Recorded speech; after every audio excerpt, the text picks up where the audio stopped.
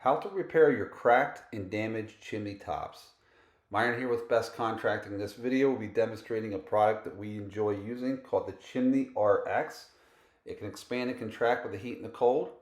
You do have to prep the surface, however. So take a wire brush, remove all the mold and mildew and dirt and debris, and then take a regular paintbrush and apply the product. Use a lot of the product, especially in the cracks and the joints. Seal around the flue.